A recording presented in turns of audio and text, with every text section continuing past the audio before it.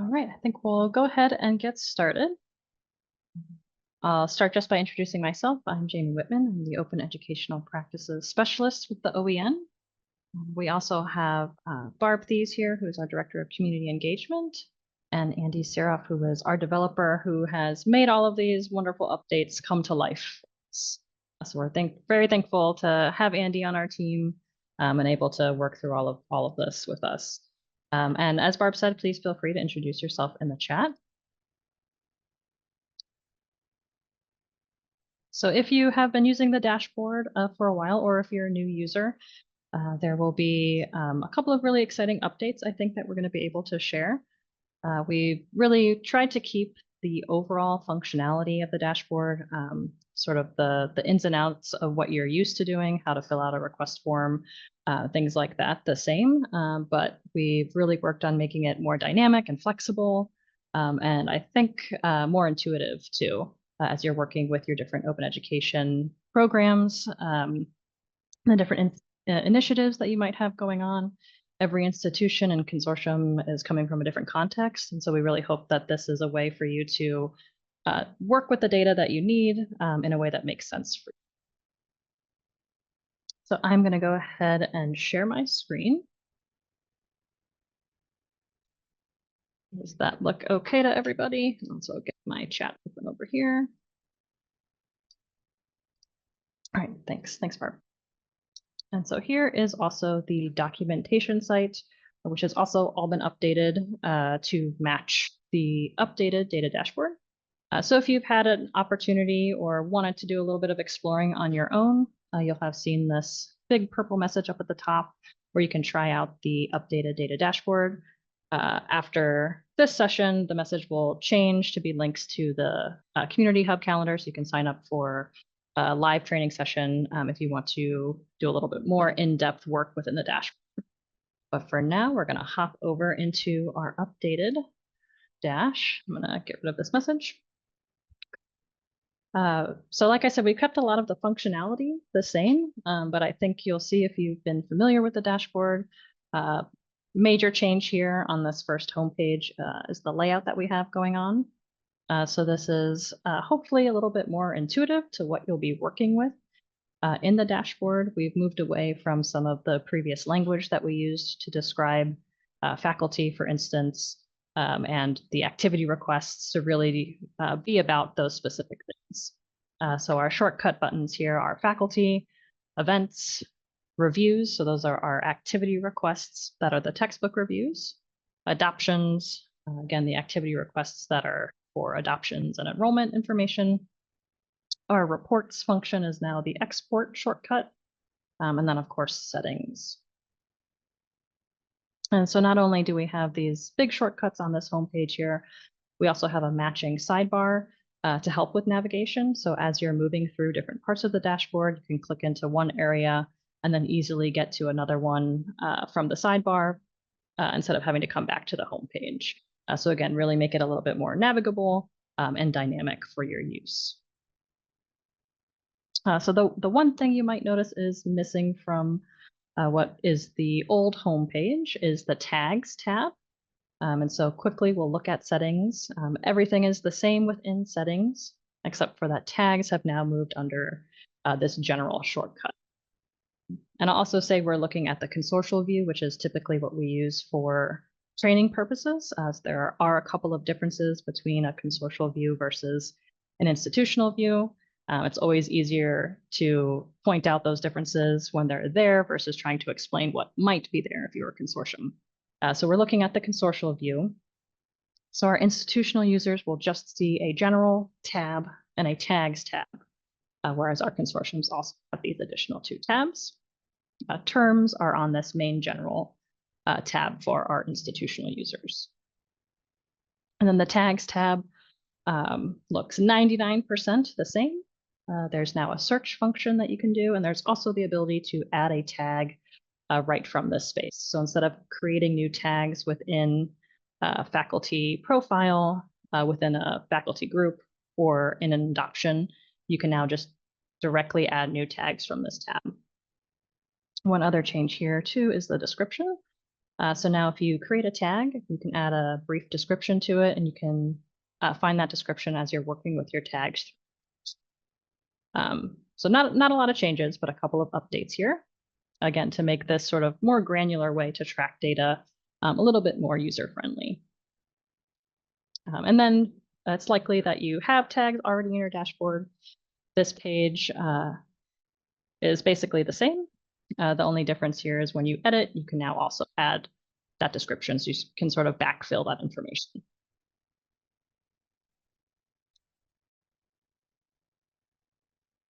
So I'm going to jump back to our homepage, and then we'll start with sort of the core of the dashboard, which is our faculty and our faculty groups. And please feel free to add questions into the chat or stop me if you have any questions. Barb is also going to keep an eye on the chat and can announce any questions that might come up. So I mentioned we moved away from some of the more jargony language that we used previously. We've really tried to break it down into the core functions of the dashboard. So working with faculty and faculty groups versus programs is what they were called previously. And so in the updated dashboard, you'll see in all of our tabs here that we have a very similar layout. So everything feels really easy to navigate and familiar. So each tab or each shortcut is laid out in this table function with tabs for the different functions within that shortcut. So starting with our faculty, we have a new table of faculty. Previously, there was no way to surface all the faculty that are in your dashboard. You could use the search bar that we had previously, but this gives you a way to really bring up specific data pieces around each faculty member for kind of a quick snapshot of what's going on with your dashboard and with your faculty. You'll also notice we've added these different filter functions. For consortiums, you also have a filter by institution bar here. Our institutional users, you have the other ones that are listed here. And of course, we still have the search bar to pull up a specific faculty member. Okay, so jumping in, this will look, again, 99% the same as it did previously for adding a new faculty member. There is a muted function, which is the same as it was previously, but you'll notice there is an additional checkbox here. This is the active function, so all faculty in your dashboard are defaulted as active, so they all have this checkbox. However, we know that faculty leave institutions, maybe they've really moved away from your open ed initiatives, and you no longer want them to appear in that table of faculty. You want them to be removed or made inactive in any groups that they might have been involved in previously. You can uncheck this box, and it will remove them from that faculty table and make them inactive in their groups. So this is a way to really give you a clean look at all the faculty that are active within your faculty groups. The other addition here is that you can add a group membership. So previously, you could not add a singular faculty member to your dashboard. They had to be a part of a program. So you might have had to create a program just for a singular faculty member if you wanted to work with them within the dashboard. Or you might have maybe had to be creative and thinking of ways to group multiple faculty together, maybe for referrals or some other way that you wanted to. So now you have the option of adding faculty directly to the dashboard without being a part of a specific faculty group. But you can also add them directly within their new faculty. So again, another way to sort of interconnect these different pieces, make it a little bit more flexible for how you work with faculty, and still give you the option to include them in any of those groups. And you can also add multiple too. So if they are a part of multiple groups, you can continue to hit this add group membership and select all of the ones that you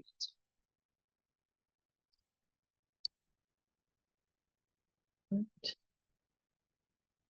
And then we'll jump into a faculty profile real quick. So this is the same as it looked previously. You still have that option to add group membership at this level.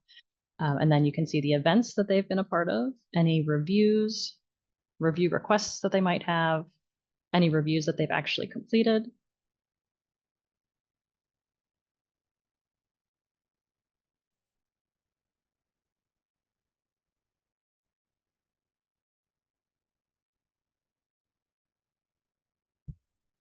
And then also any adoptions, and again, where you can add an adoption. So this is all the same functionality in a profile. And then I see there's some questions, so let me take those. Do groups equal faculty groups? Yes, so faculty groups are the groups. So the programs of the current version of the dashboard are now these faculty groups. And then F, what?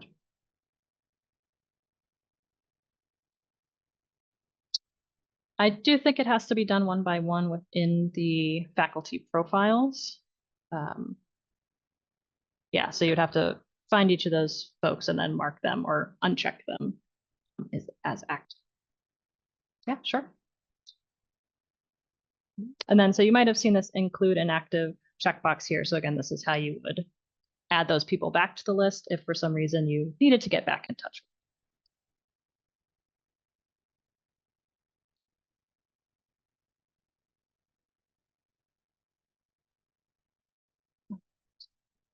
So moving over to the faculty groups tab, again, we have some filter functions here, a search function, and then you can jump into your groups. And then the new group, again, is going to look 99% the same. One additional change here is this additional table columns option. So what this does is allow you to have maybe another data point that you want to surface at the level of each participant within your group. So for instance, you might do something with maybe they're working on specific projects and you want to track those projects. Maybe you have specific partners in the library or instructional design that you want to track, maybe so you can always keep in touch with whoever is working with this particular faculty member. What this will do is the functionality is the same as tags. So you type it in and hit enter. And then it will add additional columns inside the group where you can input that information. So we'll take a look at that. All right, so jumping into a group here.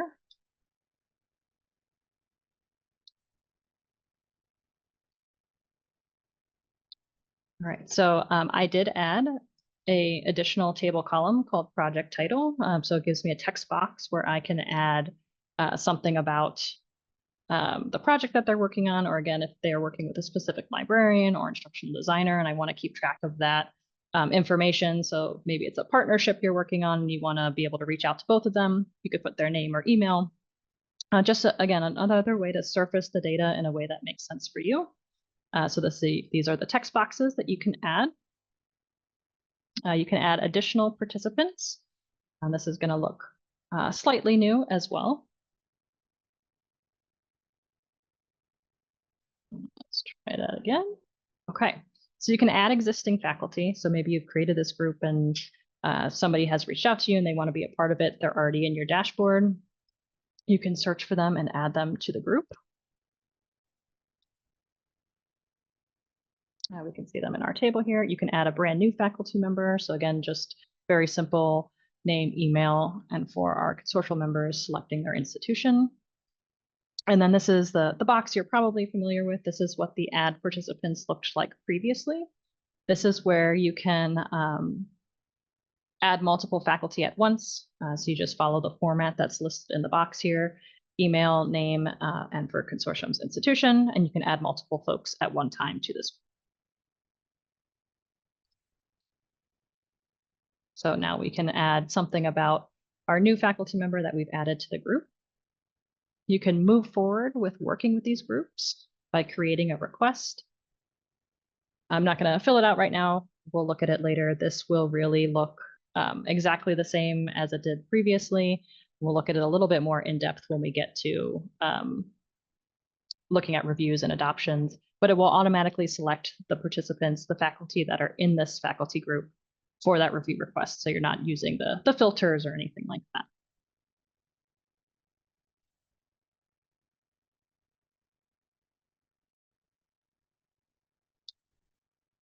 Right.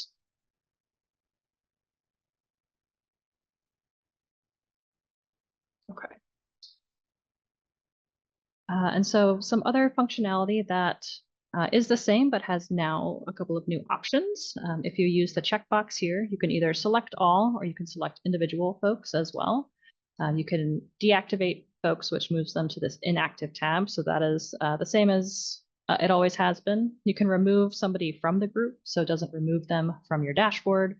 It doesn't make them inactive, but it removes them completely from this specific faculty group. So the metrics you might use on making somebody inactive versus removing them from the group is up to you. Something that you can make the decision with your own data. Update student enrollments and email.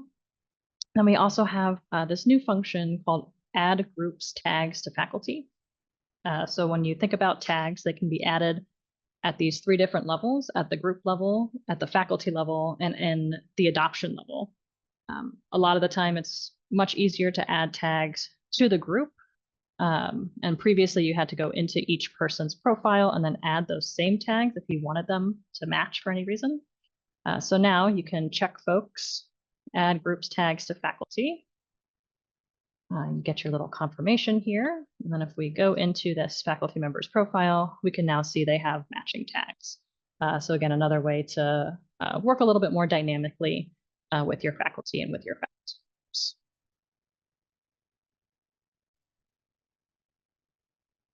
Any other questions? I saw some stuff in the chat. Jamie, can I just ask a question? Yeah, of course. So with the active versus inactive bit, if you mark a faculty member inactive, does that render them inactive for all of the groups that they were enrolled in? No, just the specific group. Okay, thank you. Yeah, absolutely. To clarify, Jamie, though, Yeah. if I go at the root level of faculty and say they're inactive, like if I pulled up Lucille Ball individually right there, would that take care of it everywhere? Correct. Amazing. Love it. Thank you. Yeah, absolutely. Thank you. Thank you both, Amanda and Beth. Right. Okay, so our next area here that looks a little different is our events section. So previously, programs and events were really combined, right? You could have a program exist by itself, but if you had an event, it had to be attached to a specific program. So we have made that option optional, really. So you can take a look at your events, search and filter. You can go into an event. You can create a new event. This page, we're not going to look at any of the details here. It is all exactly the same. How you fill it out, whether you use the OEN registration system, this form is exactly the same as it was.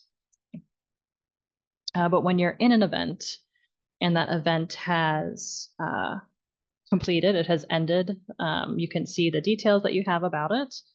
You can see what the location was, the date and time, how many registrations you had.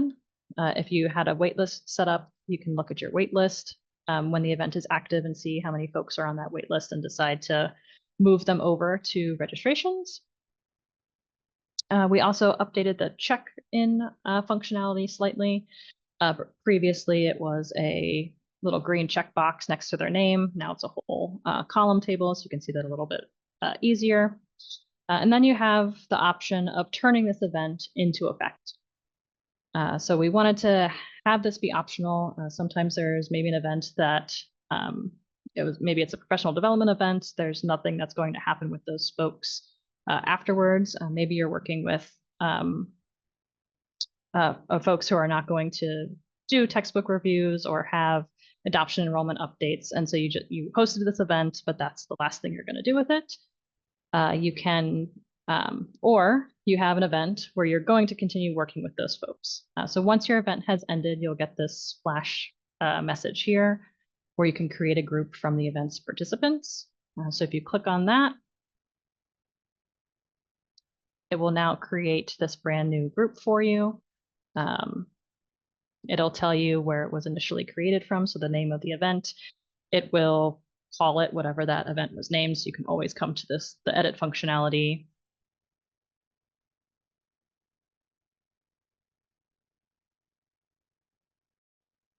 and change the name. Also add those additional table columns or tags if that's something you need to do for this group. You can add more participants if you need to, but basically what it's done is this now this event, if we come back to our events page, will tell us our event has ended. This is really just for reference. You can see again who was at the actual event, who registered, but it now has created this specific faculty. And then you can come down here and click View Group. If for some reason you are in an event, and I don't know if we have a example of one at the moment, except for the one that we just did. So if that yellow flash message is there and says, do you want to create a group from these event participants, and you close out of it, you decide you're not going to. Later on, you do decide you want to. Instead of this view group button down here, it will say create group. So there's always going to be a way to turn those folks into a group. So it's either right at the time that the event has ended, or maybe you're going through your events and deciding which ones need to be updated and moved into a faculty group. You can still create them from this button down here.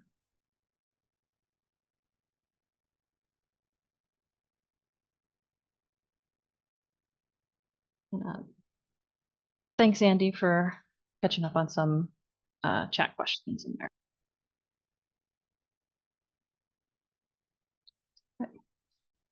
All right, so our next shortcut here is our reviews.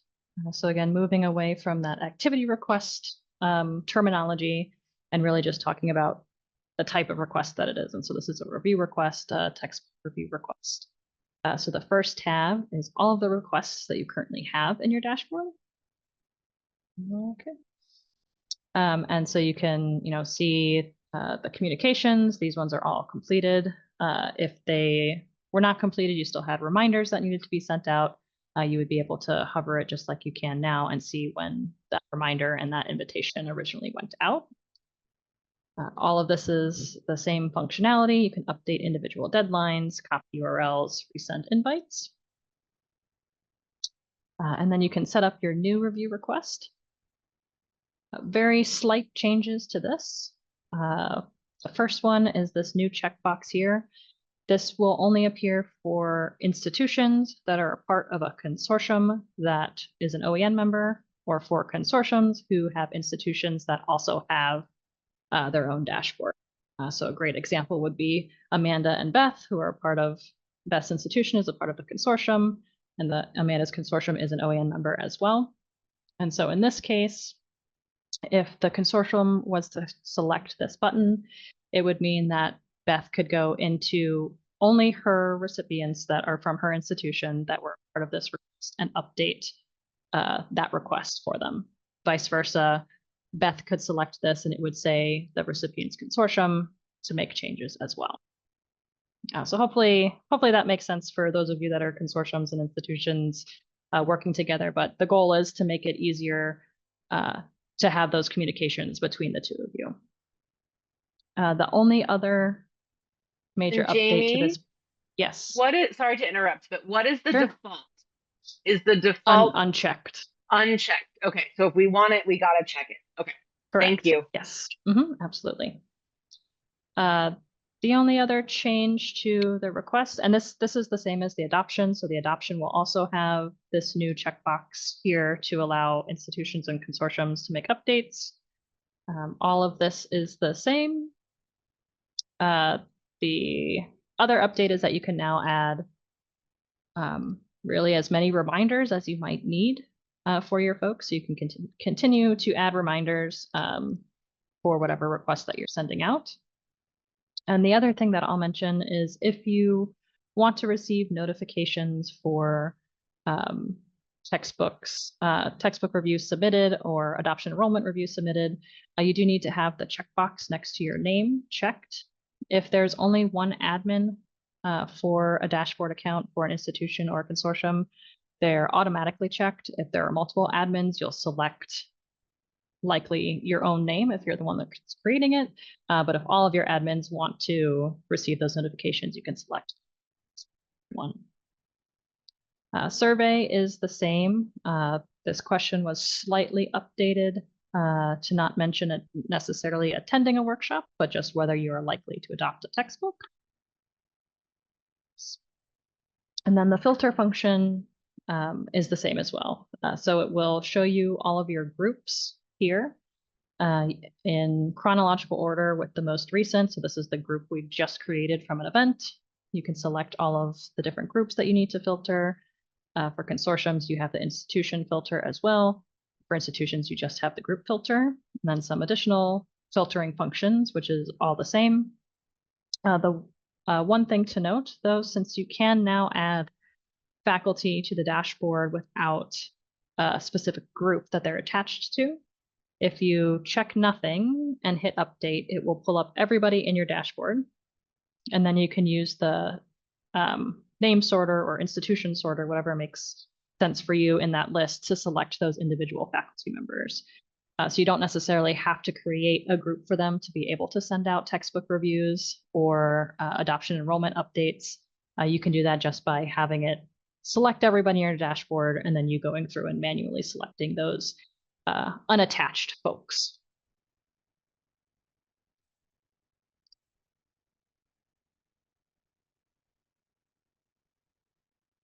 While that's loading, I'll take a look at chat. Amy, can we bulk upload faculty lists? So this is in creating a faculty group.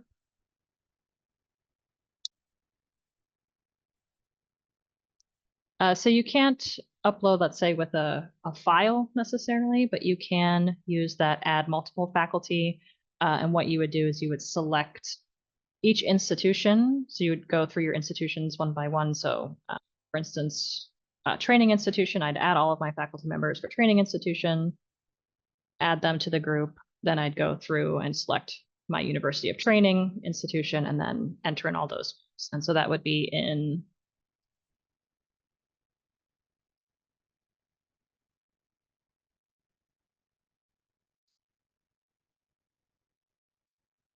if we come into a group and you go into the add participants, you would do this add multiple faculty. And so you would select each of your institutions and then enter in 5, 10, 15, however many names you have. Add to group, then you'd go through and select that same, the next institution and add those ones. And then does that answer that question, Amy? Yes, thank you. Okay. And then another question.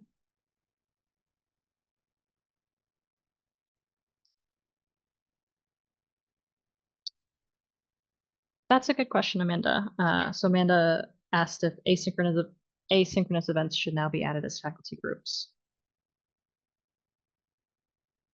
I think if you're going to continue working with those folks, it probably makes sense to add them as a faculty group. If you want to track that they did have to do something, you could add it as an event, an asynchronous event, and then still move it over to the faculty group using the create group function.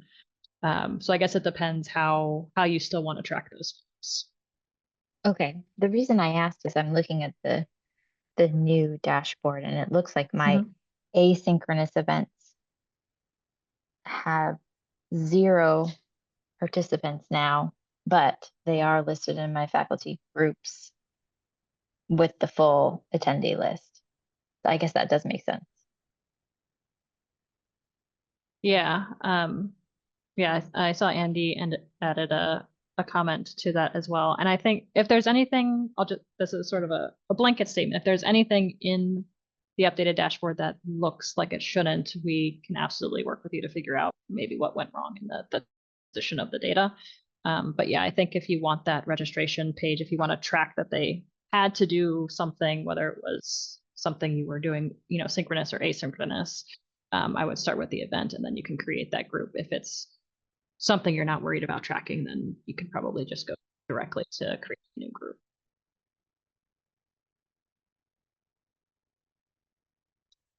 And thank you all for the comments and questions. It's really helpful to hear what you're thinking about as you're kind of exploring this and looking at going through the demo. So on the reviews page, there's the review requests that we just took a look at. There's also the reviews tab. Again, this was a way to surface this data in a quick snapshot for you, as opposed to trying to hunt through different reports or a spreadsheet. So again, you have filter options, search options, but this is a way that you can really easily see who's completed reviews.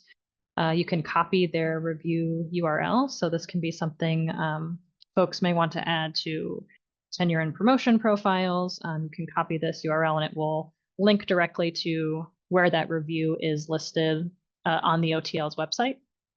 Also where you can edit their review if there's spelling, grammar, whatever type of editing you want to do, or if they want to make an update to the review, you can do that as well.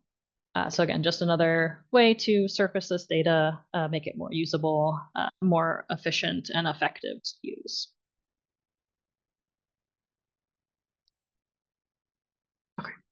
All right, so our next shortcut here is our adoptions. So this will look very similar to the reviews we just looked at. So review or adoption requests is our first tab here. You can see a list of all of the requests that you have sent out. You can see what the timeline on the communications is, the deadline, click into it and get those custom URLs.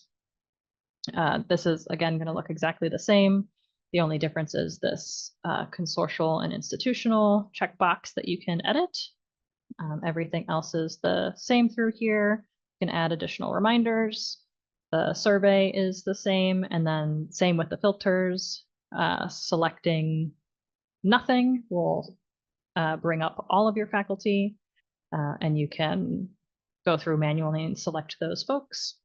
Otherwise, you can use the filters to select specific groups all at one time.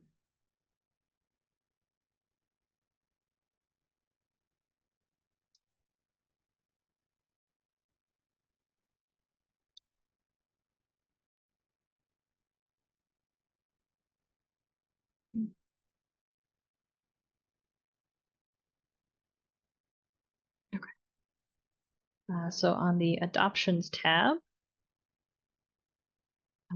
we'll see again that we really tried to bring some of this data into a quick snapshot view.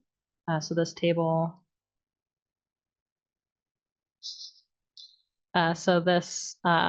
table will tell you the course name, the faculty who's attached to it, for our consortiums, what institution that person's a part of.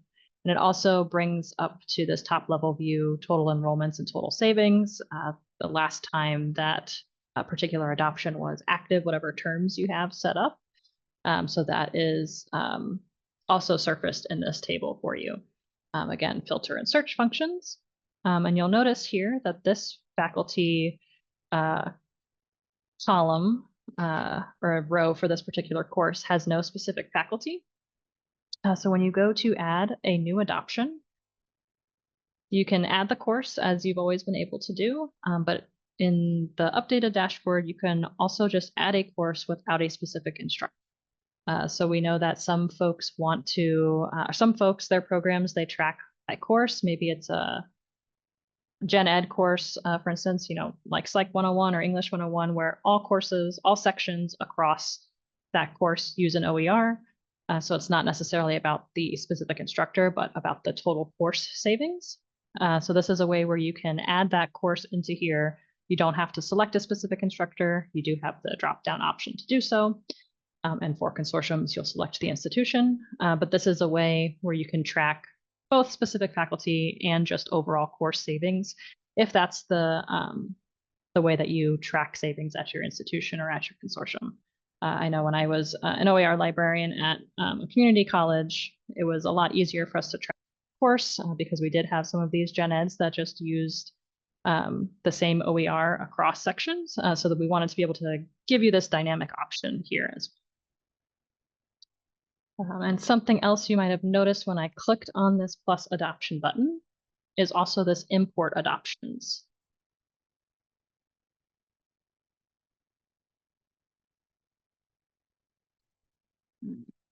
Give it a second to think. But what it's going to pull up is a file import, there's going to be a template that you can download. It's a CSV file. And it walks you through the name, the course. So you would download the template. It will open up the CSV file.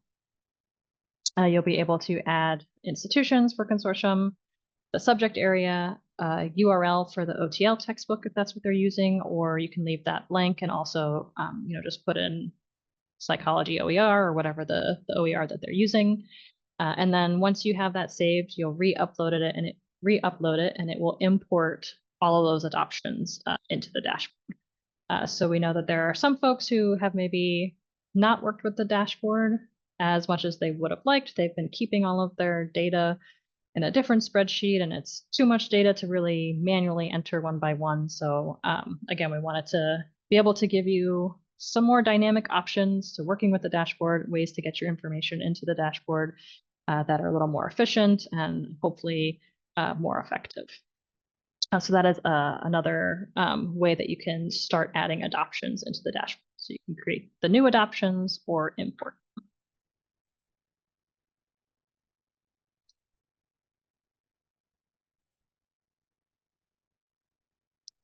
And so the last tab on our adoptions shortcut is enrollments. Again, a bunch of filter options up here. You can also filter by the year. And so this will pull up every adoption that you have that is active, where you can go through and sort of bulk upload the enrollments for each of those terms. So you can, again, sort the columns. You can also filter by specific faculty or groups and be able to, maybe use a spreadsheet from enrollment services or something to get those numbers and really easily input them. So this functionality is the same as it was previously. You can still get to this page through a group too by using the with selected and then update student enrollments. But it's also, again, at another interconnected piece here to bring it to the surface.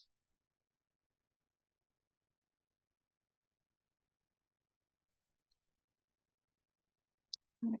And so our last shortcut is our export shortcuts. And so we have a couple of options now available for this. So we know we have some users that really like Airtable. You can do some really neat and interesting things with Airtable and manipulate the data in different ways. So we now have functionality for actually exporting directly to Airtable. I'm going to click on this setup instructions. It's going to maybe look complicated, but it really walks you through very easily how to do it. You first have to have an account, and then you can click on these different links that will take you to where you get all of this information, like your token and your base. We have set up a template on Airtable. This I'll go ahead and pull up so you can see that, where it will pull up specific graphs that we kind of pre-built that are similar to the data snapshots that we provided previously. So it'll look at total savings and student enrollment. You can look at all of your events, all of your faculty, and really manipulate the data in a way that makes sense for the metrics that you need to report on. And so we have this template available within Airtable, and then you can export it directly to that. We also have a Google Sheets export.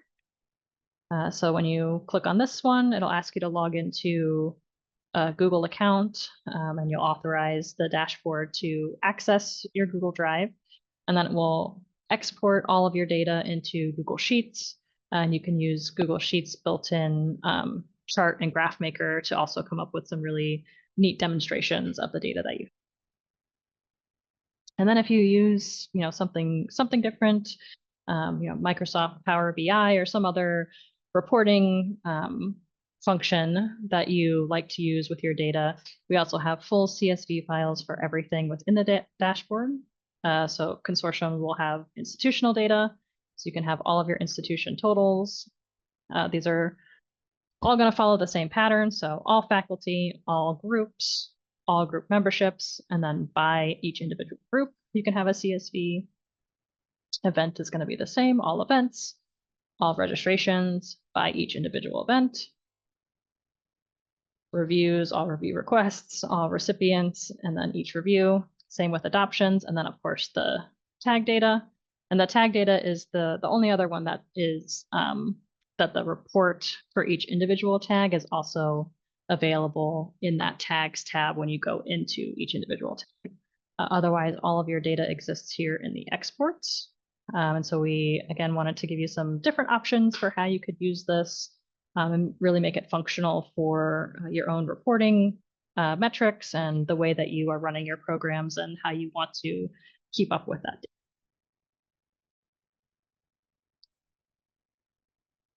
All right, I think that is everything new. I will leave my screen on for just a little bit in case there are other questions.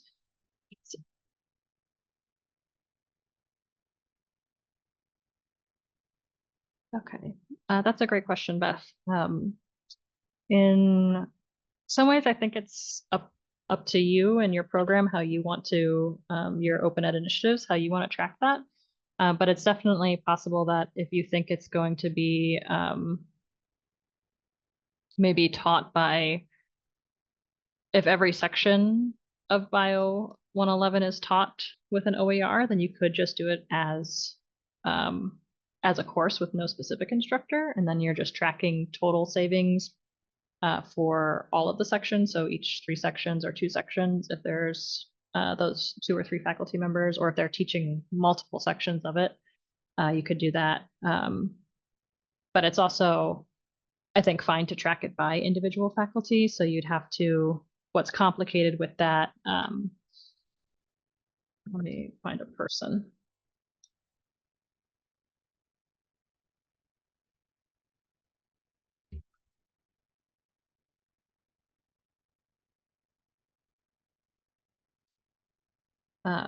So what could be complicated with that is you might have to mark the adoption as inactive for the semester that the one did not teach it, and then you would come back and mark it as active, or set up a new adoption for the next semester that they did teach it.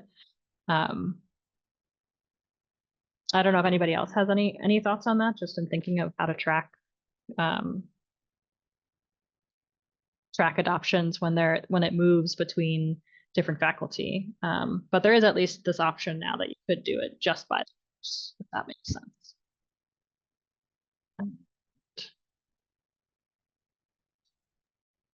Yeah, I would love to hear anybody's ideas, because this class, that they decided as a department to move to, I think it's the OpenStax Bio, whereas I have other classes that have the same number, that it depends on the what they're doing. So it seems like for this one, I could just do it no specific instructor, and that would work because I know that that's what they're doing. And when it's not that, then that's when the instructor really matters.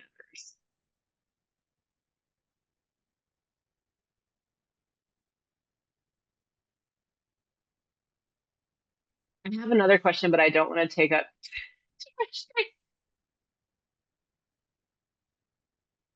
time. I think the floor is yours. So I'm trying to get it to load again, but I think I saw, see, now I have to find it again. Somewhere I saw something, see, this is bad, because I clicked away, where the lines were not, the columns were not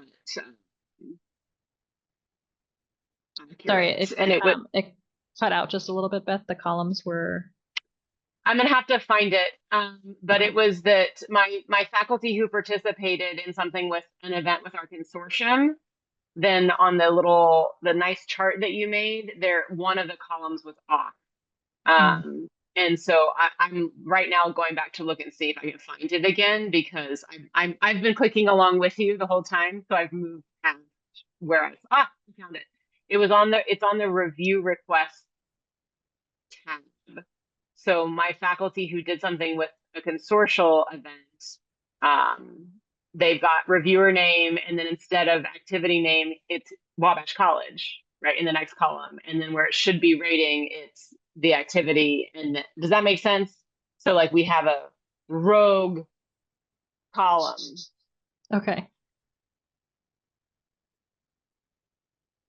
Yeah, we can definitely take a look at that, Andy, and I can see if we can figure out what's on there. Thank you so much. This is really awesome. Yeah, Very absolutely. And I'll put the documentation site in the chat again as well, in case you want to use that to follow along. You'll notice anywhere in the dashboard, there's any page you click on, there's this question marks box, and that will take you to the dashboard. So if you want to try and walk through it and try and troubleshoot on your own, that's a really easy way to get over to the documentation and then find where it is that you're working with your data in.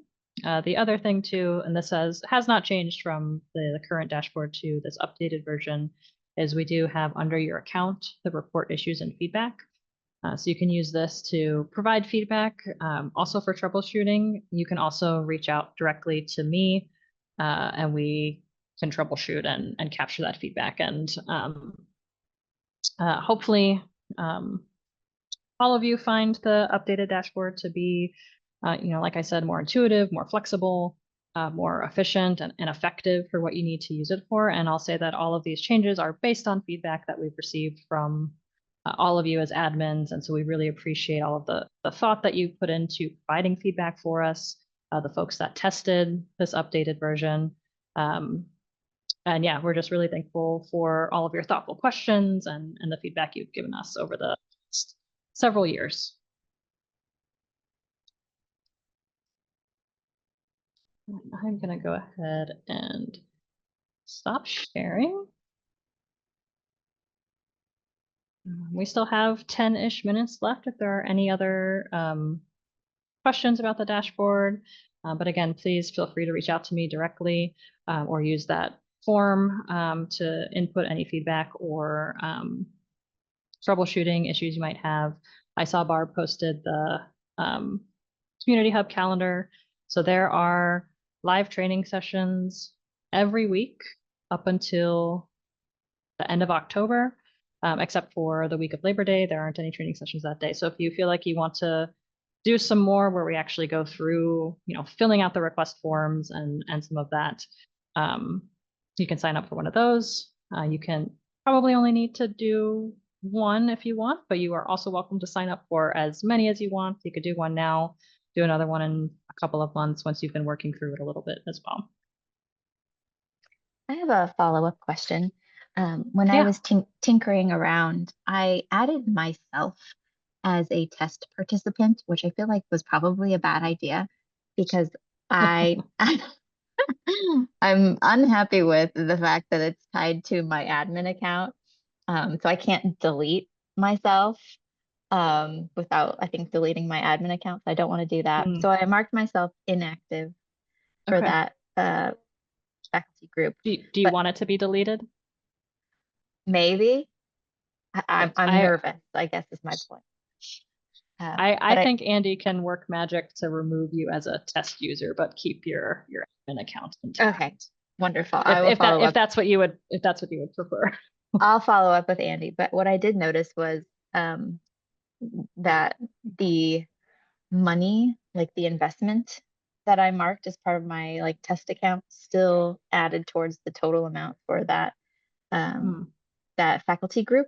So just a thought for other people who do this: if you accidentally, inadvertently add someone, and there is a number there in the cost of program thing, that still remains as part of the total. I don't know if you can go back in and change the amount, but yeah, just wanted to mention that. But yeah, I'll definitely follow up with Andy about getting me removed as a participant of that thing that I'm not part of.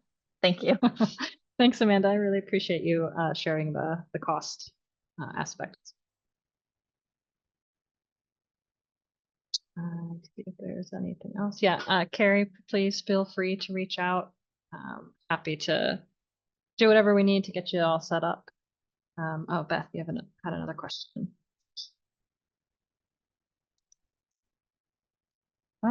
That's a good question. I mean, there's no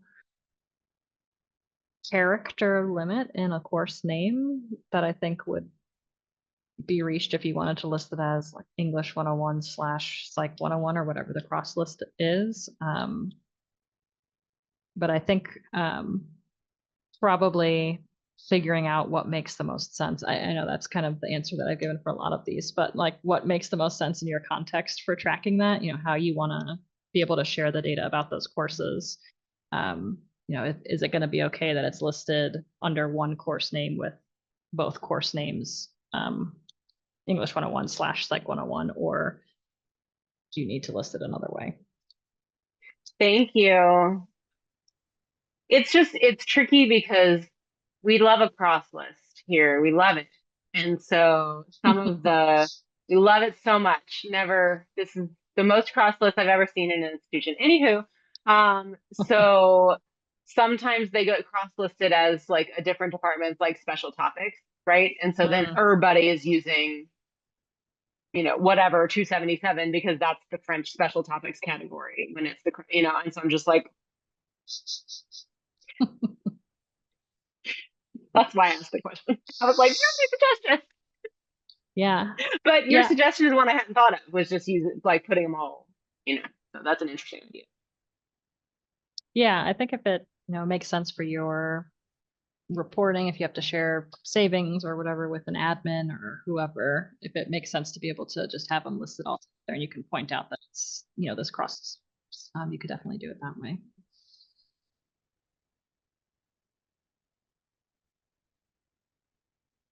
Thank you so much. I've made everyone inactive while you're talking.